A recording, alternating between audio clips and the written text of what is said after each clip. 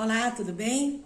Então, hoje eu quero abordar um assunto que é um assunto um pouco difícil, né? Da gente poder estar discorrendo sobre ele. É porque em várias, vamos dizer, em várias abordagens, dentro da área da psicologia, das várias dimensões de conhecimento, seja da filosofia, seja inclusive da própria medicina e da própria, vamos dizer, da concepção, né, religiosa da tradição, a gente tem lidado muito com o aspecto do medo, né? E, na verdade, assim, dentro do que a gente pode pesquisar, dentro dessas várias áreas, tem vários, segmentos, né, que abordam o tema do medo como algo, assim, realmente inerente, né? Isso a própria biologia, a física, ela atesta, né, na própria medicina, que nós temos, né, esse sentimento do medo, porque ele é uma forma de defesa do organismo, né? E todo animal tem, e todo ser humano tem, né? Quando a gente se vê em perigo, por exemplo, se a gente vê um tigre vindo na nossa direção, o que a gente vai fazer? Adrenalina, correr, porque realmente nós estamos correndo risco de vida, né? E isso em qualquer situação. Então o medo ele é benéfico, porque ele nós, quando estamos em perigo, ele é acionado e a gente faz com que a gente reaja, né, a esse medo. E isso realmente faz com que a gente possa, sim, estar se protegendo, se defendendo, fugindo daquilo que é perigoso, né? Principalmente quando está ligado à nossa questão da dimensão física, né? Mas muitas das vezes nós também, e a gente vê isso na nossa própria vida e em consultórios, as pessoas que vêm e têm o síndrome do pânico, né? Tem os sintomas da síndrome do pânico, que vem do medo. Então, o que quer dizer isso? E porque o pânico, ele advém de um medo que não tem fundamento, né? Vamos dizer assim, um fundamento real, né? Porque muitas das vezes as pessoas desenvolvem pânico, por exemplo, de subir no elevador, de andar de avião, nunca teve nada e não aconteceu nada de repente com essas pessoas. Às vezes até pode ter acontecido com algumas pessoas próximas, mas com a pessoa, de repente, nunca aconteceu dela ter sofrido um acidente com o elevador, ou então ter tido um problema dentro de uma aeronave, né, que precisou realmente ter um pouso, né, forçado, ou teve algum problema referente ao voo em si. Então, mas as pessoas, elas desenvolvem esse medo. E eu lembro do Dr. Lai Ribeiro, quando a gente fez um curso dele, na época chamava LR System, e ele realmente falava sobre a neurolinguística, né, da programação mental do inconsciente. Muitos desses medos, eles advêm da nossos padrões inconscientes, às vezes da infância, né? Muitas das vezes a gente teve contato com algo que nos causou extremo pavor e que isso ficou, e de repente uma situação pode desencadear esse medo, não necessariamente, vamos dizer, com relação, vamos supor, ao elevador, mas alguma coisa que remete a essa questão do fechamento de algum lugar, tal, que causa uma fobia. Então, quando ela entra no elevador, às vezes a pessoa se vê fechada, né, e sem possibilidade de sair. Na cabeça dela, ela está fechada e está correndo risco. Talvez isso na infância tenha ocorrido por algum motivo, a pessoa ficou fechada em determinados lugares, ficou com medo, que estava escuro e sentiu que ela poderia ficar ali, né, e ninguém fosse socorrê-la. Então, na verdade, hoje em dia, por exemplo, na nossa civilização, nós temos muito tido contato, principalmente com essa questão do medo de guerra, medo de conflito, de doenças, né? Nós estamos enfrentando aí agora uma pandemia, né? Que realmente trouxe para muitas pessoas uma sensação de impotência, né?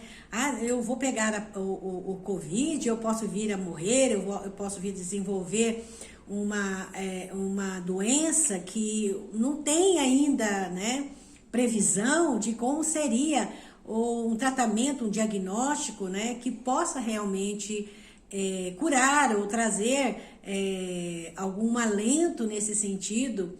E mesmo as vacinas que ainda estão em teste e tal, então a gente fica um pouco que entra em pânico, porque a pessoa sente-se ameaçada. Porque se eu for ter, de repente, quando você tem uma doença e você sabe que os médicos já têm a medicação ou tem todo um protocolo, né, de atendimento e que isso pode ser debelado, as pessoas ficam mais tranquilas. Então, o Covid, por exemplo, a Covid, ela trouxe esse questionamento, né, de como a gente enfrentar determinadas situações que nos causam realmente um desconforto e um medo muito grande, porque realmente está ligada com a nossa sobrevivência, né? Mas por outro lado, eu tenho percebido também que existe uma manipulação por trás. Eu não estou falando aqui de teoria da conspiração, mas nós sabemos que muitas das vezes essas situações são usadas politicamente, né? E aqui eu não vou adentrar na questão ideológica, se é o partido A, o partido B, se é a ideologia tal, a ideologia B, mas o que a gente percebe é que existe realmente uso dessa situação para uma intenção política. Uma intenção de alguma forma, trazer um controle, um domínio sobre as pessoas. E a gente precisa tomar cuidado com isso, sabe? Então, é importante que a gente se informe melhor, nós ficamos assim à mercê de informações desencontradas. E quando a gente começa a perceber que determinados tipos de mídias começam a trazer esses tipos de informação de uma forma insistente, né, provocando determinado tipo de pânico, que a gente comece a observar o que está acontecendo. Comece a pesquisar melhor, né? Porque eu vejo as pessoas, tem muita gente entrando em depressão mesmo, e entrando num processo assim, bastante sério, de uma doença psicossomática causada por esse processo de pandemia, de quarentena, de isolamento. Então, assim, eu não estou dizendo que isso é certo ou errado, mas nós estamos enfrentando determinados tipos de situação que, vamos dizer, as orientações radicais, elas não funcionam. Porque as pessoas não sabem, nós não sabemos ainda realmente o que está acontecendo com essa pandemia. Já tivemos muitas pandemias, foram debeladas, mas muitas pessoas morreram. Então, é como uma guerra, entendeu? Que acontece e que de repente, realmente, infelizmente, muitas pessoas morrem. E esse tipo de padrão da nossa civilização, ele está nos sinalizando que nós realmente estamos entrando num processo de conflito muito grande. Hoje, não se pensa tanto no medo, no pavor de uma guerra nuclear, como um vírus desse que pode disseminar. Então, hoje em dia, um vírus, ele às vezes, em poucos dias, ele dissemina muito mais do que uma bomba, né? Porque a bomba é difícil de você jogar, tem toda uma estratégia para vamos dizer, uma potência jogar a bomba na outra, e tem todo um arsenal tecnológico que possa até evitar isso, mas o vírus não. Quando o vírus ele ataca um sistema, e esse sistema ele não está realmente preparado para se defender desse ataque, porque é algo novo que o corpo nosso, a nossa biologia não reconhece, não sabe como combater. Então, isto é um ataque quase que indefeso, né? Então, tá no momento da gente se perguntar, né? Que tipo de situação é essa que nós estamos sendo submetidos com todo esse processo de pandemias, né, e de doenças, e cada vez mais a gente está ouvindo notícia, olha, a gente vai ter mais pandemia aí, vai ter mais vírus aí, as pessoas vão ter que ficar em casa, vão ter que mudar o estilo de vida. Bom, tudo bem, quando você está enfrentando uma pandemia, a gente poder realmente ter um protocolo de defesa, de controle, mas o pânico que está sendo gerado está causando muito mais estrago do que a própria prevenção que a gente poderia fazer. Então, no momento agora, eu entendo, é que os governos, as lideranças mundiais, precisam trabalhar sobre prevenção. E não se fala nisso. Qual é o motivo de nós estarmos agora toda hora falando que vai ter uma pandemia, que as pessoas vão ter uma nova onda de mortes e tal, quando que, na verdade, a gente sabe que isso pode acontecer, como aconteceu com outras pandemias. Mas ninguém, até hoje, e nem a Organização Mundial da Saúde, muito menos as potências, sentaram para discutir como que a nossa civilização está sendo realmente conduzida na questão do saneamento, né, da pobreza, da carência, da falta de assistência, da baixa da alimentação bastante pobre que as pessoas têm, porque elas não têm condições de adquirir alimentos com substâncias, com proteínas, com vitaminas, que isto sim é uma prevenção. Então, a Organização Mundial de Saúde, como os outros governos, deveriam estar preocupados em melhorar a condição do indivíduo. Sentarem numa mesa e dizer, poxa, a fome, a doença, ela está assolando o mundo. O que a gente pode fazer? Vamos realmente fazer um protocolo de estarmos desenvolvendo políticas para que possa se erradicar a fome, as doenças. E isso tem como.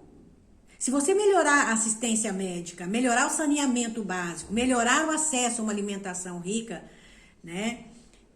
Você vai estar dando subsídios para aquele indivíduo ter condições de ter um corpo, um organismo mais saudável, com o seu sistema imunológico já bastante equilibrado e podendo enfrentar determinados tipos de agressões, seja de vírus, de bactérias. A única forma e pelo menos a gente vê isso na medicina, de combater doenças, é tendo uma boa saúde. E isso, a gente percebe que não existe uma preocupação real dos governos com relação a isso. Então, aqui eu estou querendo colocar uma reflexão. Eu não estou dizendo que isso é uma solução, mas eu entendo que é um caminho lógico. A miséria, a fome na África e as doenças que vêm de lá é algo assim. Todo ano você vê milhares de pessoas africanas morrendo de fome, de inanição, de doenças seríssimas. E nós temos vários países nessa situação. No Brasil, a gente está realmente caminhando, é um país de uma dimensão continental, mas nós temos bolsões de fome, de pobreza, de miséria, como aqui na América Latina. Então, por que a gente não se reúne, né? Nós aqui, a sociedade, a comunidade, os organismos, sejam sociais, sejam políticos, econômicos, para que a gente possa desenvolver realmente projetos e programas para a erradicação da fome, da violência, e principalmente das doenças que advêm dessa escassez, de projetos que possam fazer um trabalho de profilaxia e de prevenção. Bom, na verdade, eu estou trazendo isso aqui porque realmente é algo que que é importante a gente pensar.